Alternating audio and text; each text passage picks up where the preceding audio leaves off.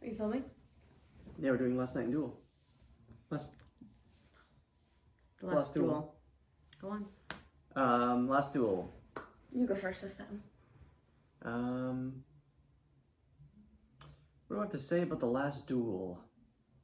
Well, when I saw the trailer and earlier in the year, I was like, this looks fucking terrible. Right. And I thought it was just a cash grab that Ridley Scott was doing with big name people, and just more of like he wanted to make the movie like the House of Gucci, and then he signed on to do this as well, so he can make House of Gucci, whatever, because they're coming out like a month apart or 2 months apart.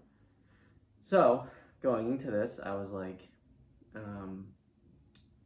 hesitant, but then we put it off because it didn't look good, and then we started seeing people giving it good reviews. I think I watched Chris Tuckman's review, and it was like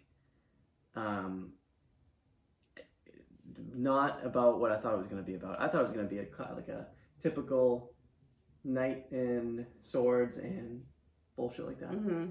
And it's not like that at all. It's completely a movie that could take place today, the way that it's told and what it's trying to go for. So I don't know how much you want to get into it. I don't know if you want to spoil it, but I spoiled last night Soho, so we can probably spoil this one too. spoilers. But at the end of the day, like, you know that her story is gonna be the truth, right? And you kind of are like, oh, whatever. But like when we see Matt Damon's character's story from the first time, you're like, oh, he's the good guy whose wife got raped, and Adam Driver's a piece of shit.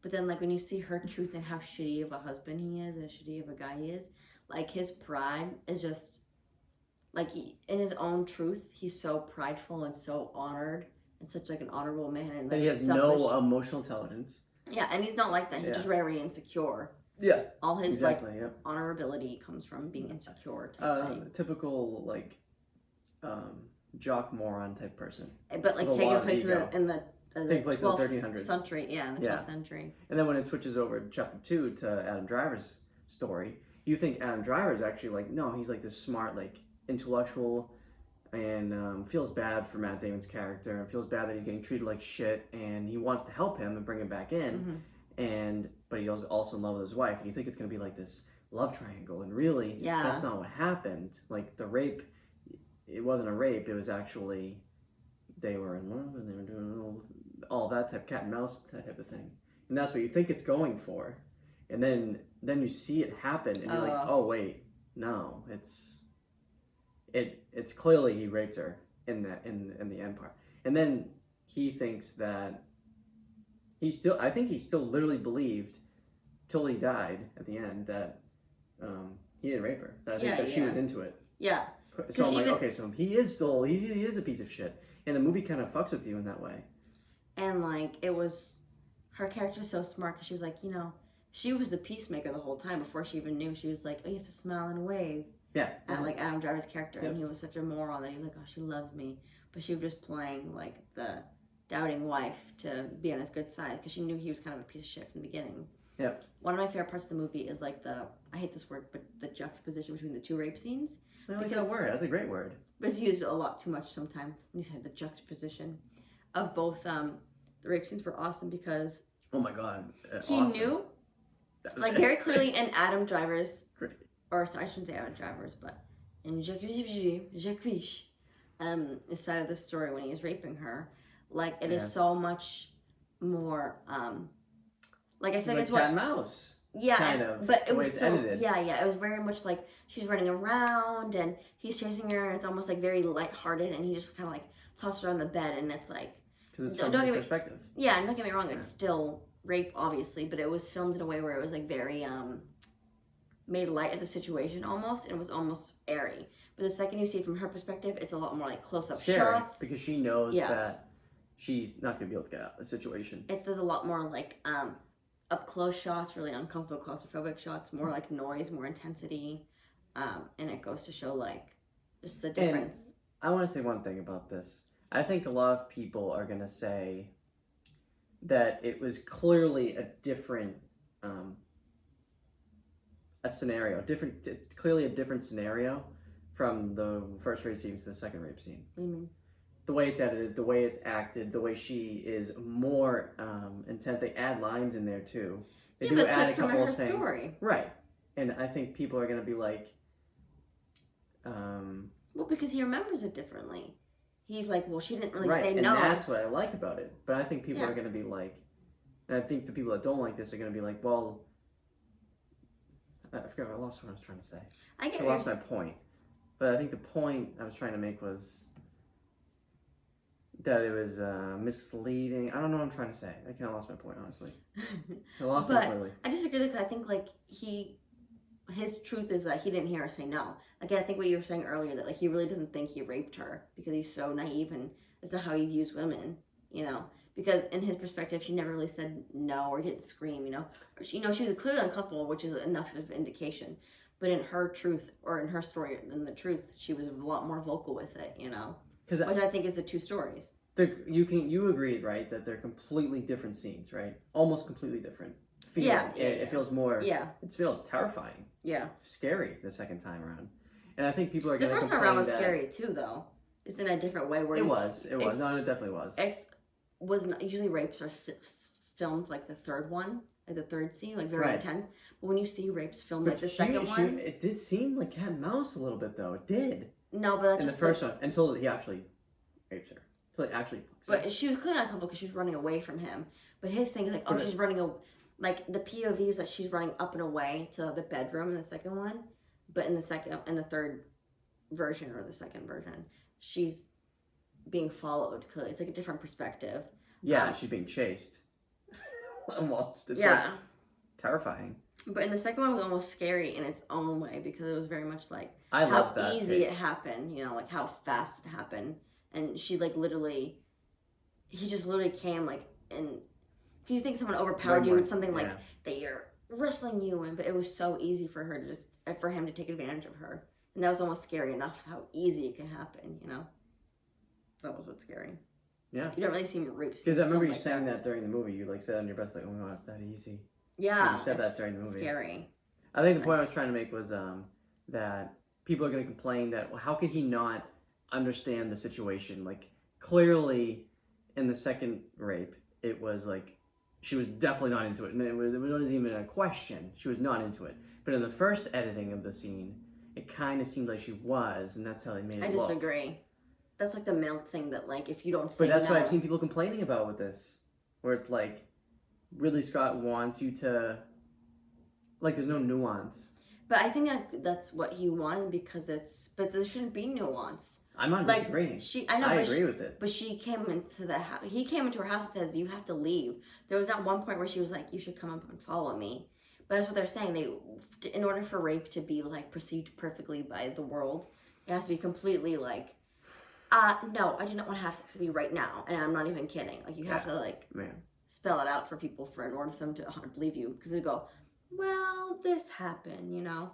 And I think that's the public's opinion. Yeah. And it showcases how, like, I think was his intention. Ridley Scott's? A little bit in its own way. Like, how is the audience gonna... Like, any sort of agreement is proof that the movie did what it was supposed to do, or that it's, like, kind of...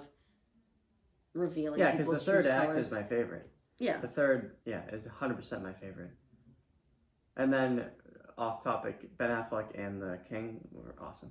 Ben Affleck killed it. I was so surprised. I was like not looking forward to Ben Affleck in this movie. I didn't see Ben Affleck. No, I didn't at all either. He was great. It was so funny. His character was so entertaining. I don't know why he doesn't play. I don't know why he doesn't play more characters like that. He was funny. Because usually he plays like the doubting kind of like melancholy loser. Yeah. But he and Gone Girl and stuff movies like that. Yeah, you know what I'm saying? But in this movie he was great, and I was like, oh, I don't hate you in this. I do hate you because you're a piece of shit, but I don't hate the acting. It was probably just entertaining too, because it's Ben Affleck and you don't expect that. If anybody else was playing that, and I probably wouldn't have been as entertained. But I thought he killed it. I thought Matt Damon killed it. I thought Adam Driver killed it. The main girl killed it. I don't know her name, but I think Jodie. I believe it's Jodie Comer. She was great. Everybody was great. The King was great. Everyone was great. And I like how the mother-in-law is an awful human being, but at the end she's like, well, in order to survive this world, you have to... I don't agree with what she's saying, but I did like her reveal to be... Because even Jodie was like, well, if I knew this was the case, I was going to die and not see my son, I would never have opened my mouth, which is Which is- Awful. Which is people least- still struggle with today. Right. It definitely isn't the right way to go.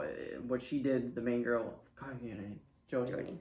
What she did was the right thing to do. But it's just cool to see different people's perspectives that were in the same situation. But overall, I think I'd give it a 9 out of 10 still. I'd give it a 9 out of 10 as well. It was fantastic. Yeah. Definitely a contender for best of the year. I could go off about this movie, but Yeah. I'm leaving it there. Great movie. Now, third Last movie. one. This is Flight. a little bonus. Real quick, what's your thoughts? Oh, Flight, Denzel, 2012. Yeah, a very kind of like Hollywood-esque based movie. I've watched the movie one other time. I don't remember much about it. On a second watch, Me I was too. like, oh, I remember some of it when he was like, I drank the vodka. You do remember that part? Yeah, I remember that part. He's like, I drank the vodka. Because you kind of like got out, you kind of, I was like, oh, that's kind of a cool reveal. You didn't really. But I'm Right, like, I remember he was saying like, I drank the vodka. I was drunk that day. I was drunk that day. I didn't like that. Like I wish there's no proof. Like not to say that like he should. It's okay for him to be drunk and high while driving a plane. No, but definitely not okay. But like there was no proof that like him being drunk Caused the accident. Yeah. But So you know I what? think that the plane and flight itself for him is a metaphor for his addiction. I was gonna say it's like no, even if he's like high functioning alcoholic, it's still not good. And I think you're right. I think that's kind of the He's purpose high. of it. He's flying high. He's a little on the nose, but that's what I think they were going for. A little unrealistic. With the whole thing, inverting the plane. I mean, maybe that part of it. I have no idea. We should research. I want to know where a plane crash is. But I know that a lot of pilots shit on this movie because there's no way that a pilot could get away with that for so long. Being shit-faced on the plane for that long. Yeah, so we'd rather. And she knew him for 11 years, and she knew that he was an alcoholic. Yeah, that long? she's yeah. I don't think that's. I mean, in terms of reality, Realistic. this movie's not really that great. But that's my point, though. I do think it's like, it's kind of cool that like even if there was no reason that him being drunk was ruining his life. Oh, who's calling? There's no proof that driving was ruining his life. I mean, drinking and being high was like ruining his life. Other than like, it didn't ruin his playing life, his right? pilot career. His home life sucked. He didn't have any true relationships. The only thing that was good in his life was the plane. Was him like he was a great pilot, but even like. But he's alone. But that's my point. Yeah. That the one thing he had left was his like pilot license, right? But then like the alcohol got to him. Even if he had nothing to do with it, he was so exposed and he lost something in that regard. So it was, you know. I think I had because I recommended this for us to watch tonight because I remember it being good when I was a kid. I think I watched this when I was like 13 or 14 or whenever it came out. I think that's how old I was. I remember watching it and enjoying it, so I wanted to revisit it, and it's still good. It's still a good movie. I think it's better than what people give it credit for. I think that it gets a lot of shit. I think on Letterboxd it has like a 3.3. That's pretty low. I think it should have at least a 3.5. Let me read some reviews before you go probably. and see what it says. Oh, my phone's dead, but besides the point. 3.5 I think would be fair. I think I would give it a solid 7. Oh, point. There's just a lot of parts of the movie that made me like the whole Nicole's character was kind of pointless. I didn't like her character. It was kind of didn't really help Denzel. Didn't really do anything. At the end, you know, she's like involved in his whatever, but not that it's her responsibility. Not that it's her responsibility to save him or to help him. She didn't do anything. She didn't do anything. But it's not her responsibility too. I get that. It's like that was a good point too. I guess it's like even though she was there and she offering help, the AA meeting, I guess. but she didn't help him because he left. I know, but it's not responsibility. I've been lying about my drinking my whole life. Remember that guy? I'm not alcoholic, but he's like, but that's what he needed was for him to come to himself. So Zemeckis was like, I need to have this line. Him say this line about the AA meeting. How do we get him to the AA meeting? Oh, he meets a druggie. You can't say druggie. Why? Because it's a slur. Not a slur. slur. Slur. But it's not a nice word. Addict. He met an addict. Yeah. And that's what brought him. That's what moved the Also, how'd you not relapse once in this household? Oh, I guess she didn't really drink. She was more like a heroin, and he didn't do heroin, so that's probably why. I think it's really good. Yeah, I don't think she was into booze. I think it's actually a good oh my god, I got that word again. Juxtaposition. Because he looked at her like she was some gross junkie. Like, looked at her like that. and he doesn't. And he thought he was above that and because he's it was above just that 'cause alcohol. it's just alcohol, Yeah. which is like the classic boomer thing. Yeah, but he was just as bad, if not worse, you know? Yep. So. Clearly worse. I mean. Yeah, I think you're right. I think they didn't give this movie enough credit. I think it's I smart. think it has a lot to say. I think it's an And the interesting religious story. themes was kind of cool too. The religious themes. Yeah, I think it has an interesting story, and the way they told it was good. I liked it, but not as good as I remembered it. Still a decent watch, worth watching, I think. Yeah. And Denzel's Especially if good you in it. haven't watched it already, you know. I think I hyped up Denzel's performance a little bit too much. I love Denzel though. I like when he plays drunk very well, and he plays like a really cool guy really well too. You know? Yeah. But he plays drunk excellently. Yeah. No, he was great in it. And I love that scene where he like goes into the other hotel room. That was great. That was Goes to awesome. the mini bar, like looks out the window. You know, it's gorgeous. I liked it. Yeah, the last 10 minutes of the movie are good. I said like a 6.9. I'd say 6.9. I liked it. I think like I'd go. I think 6.5. I'd go 6.9. Yeah. 6.9. Yeah. 6.5. I don't know, 6.7. We'll do the middle. 6.7.5. 6.75. All right. So I'd say 6.7. Last Duel was the best. Flight was a great watch last night. Last Duel is contender for the best of the year. I don't think it'll get there though, right? Because not enough press. Oh, best picture? No, it's like one best picture. I didn't say that. What do you mean? You said, oh, you think it's gonna be a contender for what? For my list for best of the year. Ah, they should like.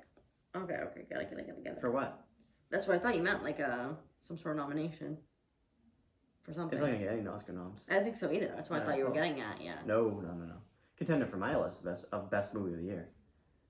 What's this? This, Titan, and Suicide Squad. Suicide Squad. Probably the best three that I've enjoyed. I'd this have to year. revisit what I watched, but no Dune. Dune probably be number 4. Beautiful. I have a watch. little letterbox thing I'm gonna put out soon. Yeah. So All right. good job. Nice watch. Thanks for watching with me. Thanks for Thanks for having me. watching with us. Ah, that's good. Goodbye, focus. That was a good ending. Nice. Okay.